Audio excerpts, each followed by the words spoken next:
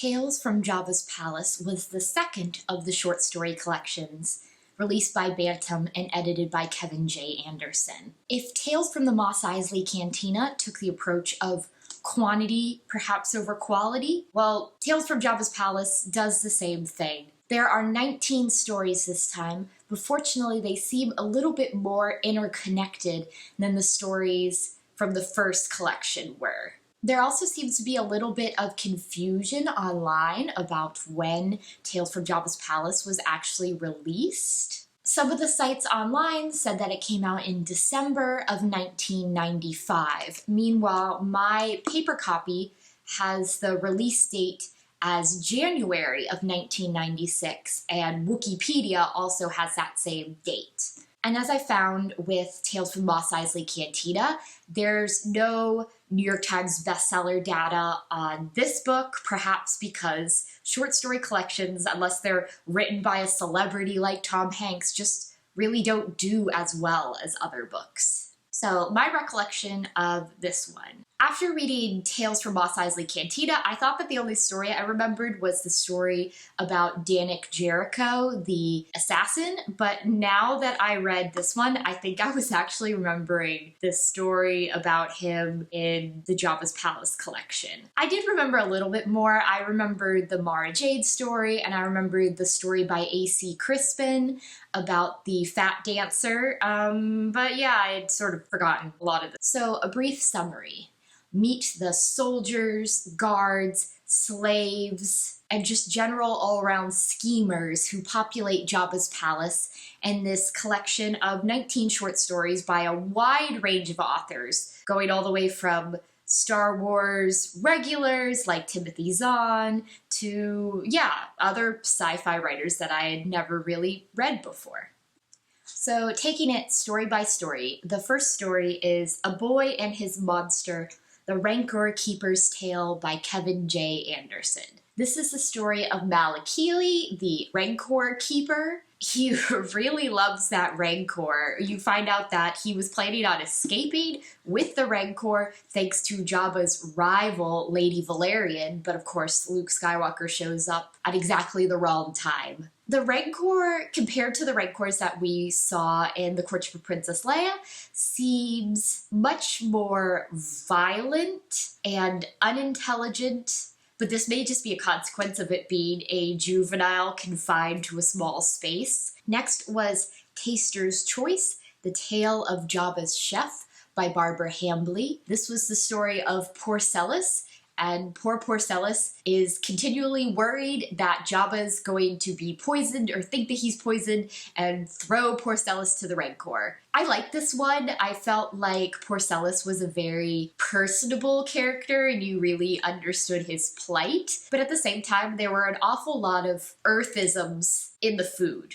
By which I mean that, like, he's cooking donuts and he's cooking beignets, and that just felt way more Earth-centric than I would have expected from a Star Wars story. But on the other hand, if you want the reader to understand what you're talking about, if you say beignet, I absolutely know what one is, so I'll let that slide there.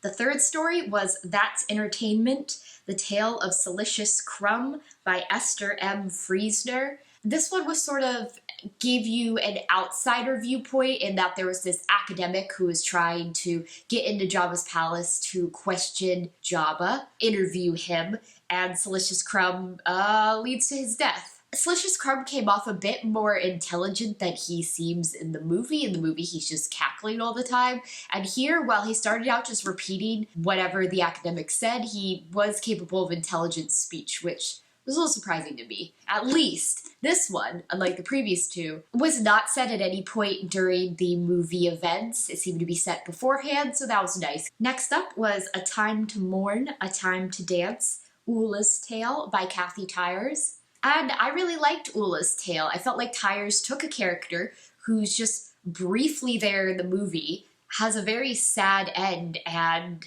in a very short number of pages fleshed her out so that we learned that she's both really proud to be a dancer, but she's also scared at the same time. And when Luke shows up offering rescue, she's not able to take it. She still thinks that Jabba's palace is going to be something other than it is. see Luke's speech that the droids project gives her hope, and she's able to dance like she's never danced before, but unfortunately, we know how that ends. Next was Let Us Pray, The Whippet's Tale by Marina Fitch and Mark Buds. So this brought back the character of Lady Valerian. Well, in a way, the previous stories had her too, but this had her actual show up, and she's a Whippet, and she's sort of like the crime boss of Mos Eisley. So this was Jay Quill, a Whippet who is in her employ, and he's wants to kill Jabba. This was when I started to realize that a lot of these characters were going to be scheming against Jabba, and there was just going to be a lot of plot lines involving how much everyone wants to kill him, which is believable, but does get old after a while. Then we had Sleight of Hand, The Tale of Mara Jade by Timothy Zahn.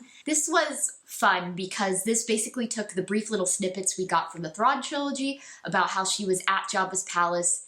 She was sent to kill Luke, but it didn't work out, and actually fleshes it out. So Mara is undercover as a dancer named Arica. She's very confident in her force skills and her abilities, and she thinks that this is going to be easy. But as we know, she didn't assassinate Luke. She didn't even get on the sail barge.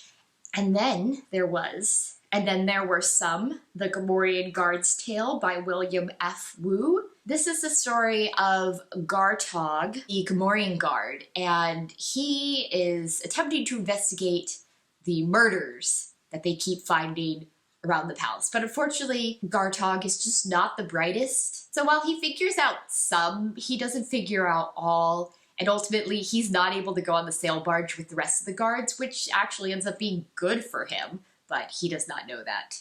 Next was Old Friends Effont Mon's Tale by Kenneth C. Flint. I was glad once again to see that Flint had another story after his book was so cruelly canceled. And I like this one a lot better than his story in Tales from the Mos Eisley Cantina. Effont Mon is Jabba's friend, weirdly enough. He's not scheming against Jabba like everyone else around him, and the story really had this sort of film noir voice, which I really enjoyed. Effont Mon also does not go on the sail barge, mostly because Luke talks to him and convinces him to not do that. And it was interesting to see someone that Jabba considers a friend.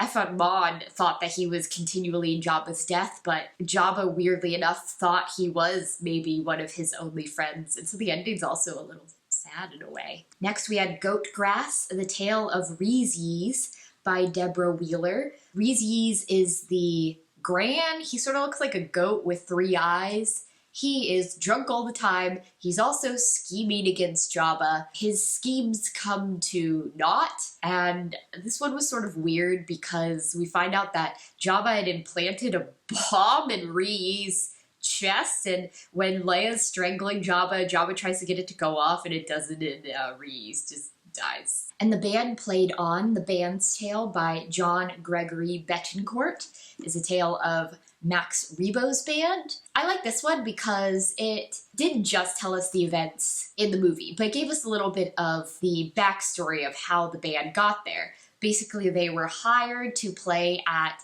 Chalmun's Cantina in Mos Eisley. The Bists have a gig there and tried to kill them, kill the band leader. Cy Snoodles is probably the smartest person here, but she unfortunately makes Max Rebo the band leader, and that's how they end up played at Jabba's palace, and their pay is unlimited food. Of the Day's Annoyances, Bib Fortuna's Tale by M. Shane Bell. M. Shane Bell wrote one of my favorite stories from Tales from the Mos Eisley Cantina, but this wasn't my absolute favorite, mostly because it had a lot to do with the Bone Mar monks. Now, the monks are the people who originally built Jabba's palace, have been living there for millennia, and when they reach enlightenment, they remove their brains from their bodies, put them in jars, and the jars can move around with those spider legs. I'm not really a fan of the monk. The spiders look interesting in the movie, but I'm not particularly intrigued by them. And Bib is actively scheming with the monks. He thinks that if he can overthrow Jabba and have the monks help, then he will be able to rule the palace like Jabba did. This is, of course, not the case. Next, we had The Great God Quay, The Tale of Barada and the Weekies by George Alec Effinger. The Weekies are those sort of reptilian face-looking guys that are on all the skiffs, and Barada, I don't remember him from the movie, but he's apparently the Clatoonian in charge of taking care of all of Jabba's vehicles. This one was fun in that the Weekies are not the smartest and their god is actually like a magic 8-ball.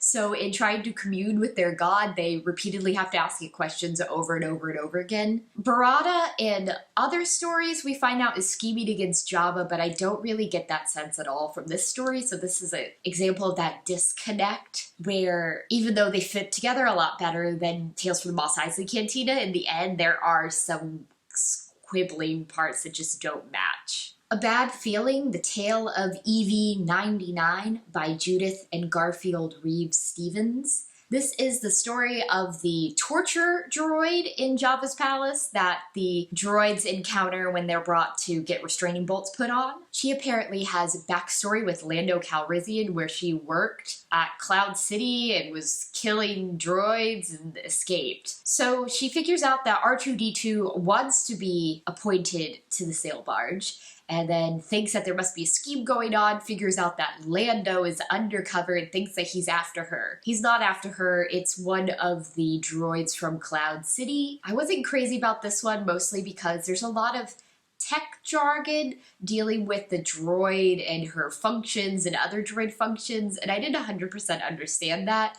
And also just the idea of like this anomaly torturer droid is a little strange for me. Next we have another schemer, A Free Corn in the Palace, Tessik's Tale by Dave Wolverton. Tessik is Jabba's accountant, I guess, and he's also scheming against Jabba and wants to take over everything. And he's got bombs, and he's a schemer, but he's not super good at it. I guess that's the problem with all of Jabba's minions. They're all actively scheming against him. They're all bad. I mean, no one takes Jabba out until Leia, and she literally strangles him with her bare hands. So Tessik is another one that gets de-brained. His brain is removed and he reaches enlightenment. I don't know though, like all the people that get their brains removed by the monks, they're clearly not enlightened. I think the monks are just pissed at this point. Next we have Tongue-Tied, Bubo's Tale by Daryl F. Mallet. Bubo is the frog dog that we see sitting outside Jabba's palace, like from that wide shot. Bubo is apparently also a spy and an assassin, and he talks to the monks all the time. And he messed up Pre's plan by eating the activator or something for the bomb. Bubo also has his brain removed and reaches enlightenment, and this was the part where I went, oh, how many people are gonna have their brains removed? Next we have the story which made me think that I had remembered Tales from Mos Eisley Cantina, but I think it was actually this.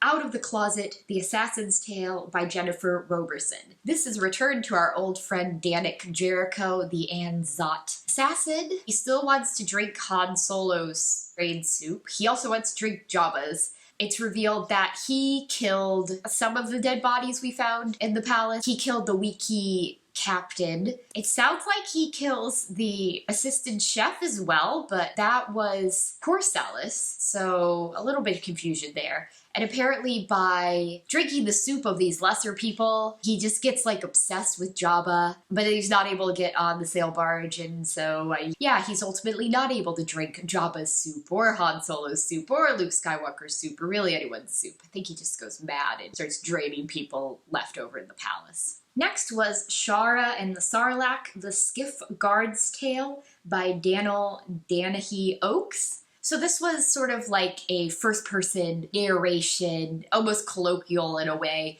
One of the skiff guards talking to Boba Fett about the only person he knows that never got eaten by the Sarlacc, and that was his sister Shara. This one was okay. It was just really short, and I guess maybe was more meant to foreshadow how Boba Fett gets out of the Sarlacc than anything else. Second to last, we had A Barv Like That, The Tale of Boba Fett by J.D. Montgomery. Now, J.D. Montgomery is actually Daniel Keyes Morin, but apparently his original outline for the story wasn't accepted, and then what he wrote was even further altered, so he didn't really want his name on it, and he came up with the pseudonym. Originally, he wanted Boba Fett to be stuck in the Sarlacc for a long time, but Boba Fett's only really in there for a day or two. He also wanted the Sarlacc to be sentient, but they nixed that. So instead, it's one of the creatures that the Sarlacc has absorbed, and it's just sort of like still part of him.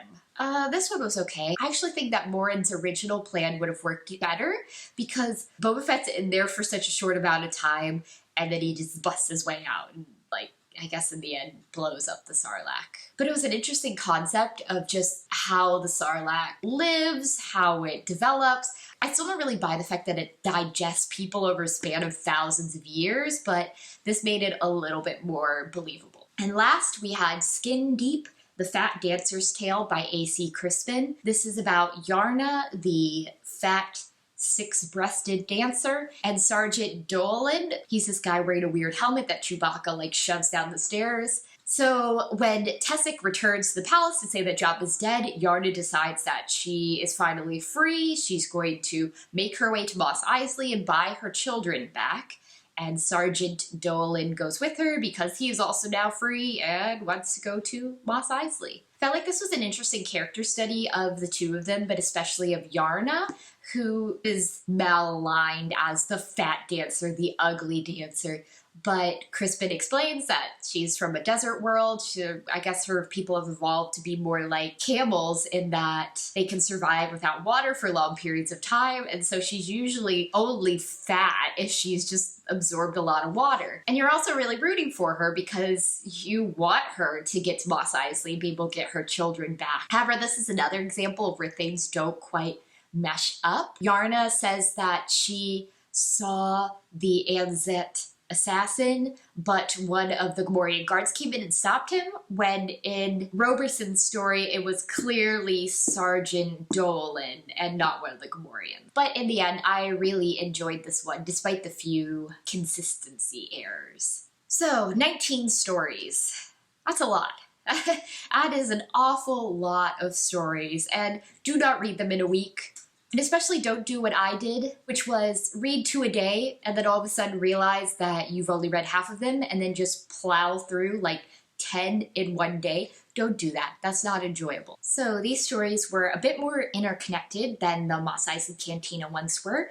Did they all work? I feel like for the most part, yes. By the time you get to the end of the last story, you've sort of figured out who killed who and who was scheming against who and with whom.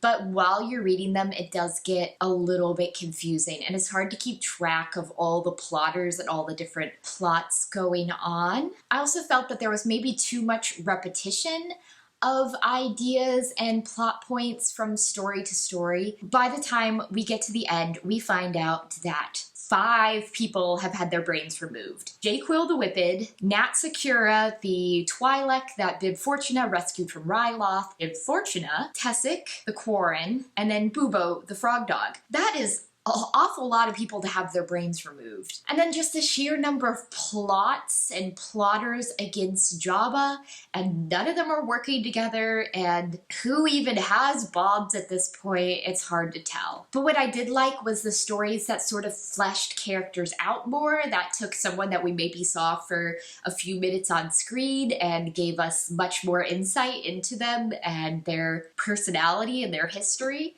So I had to say I really liked Ula's story, I obviously liked Mara Jade's story by Timothy Zahn, and I liked Yarna's story by Crispin. Going off my least favorites, probably gonna say I didn't really like Bubo, I didn't really like Silicious Crumb, yeah, I didn't really like Ryis, so Tales from Jabba's Palace. A fun read, maybe not necessary to read all of them because 19 stories. There's obviously going to be some that don't interest you, so feel free to skip around. But yeah, I think actually in the end, I liked this one more than Tales from the Mos Eisley Cantina, just because I felt like there was a bigger range of characters and it didn't stick as closely to the canon events. So there were stories that either dealt completely afterwards or gave us a lot of before or just gave us interesting bits that we hadn't seen. So next time I will be jumping into the first of the X-Wing books, X-Wing Rogue Squadron by Michael A. Stackpole.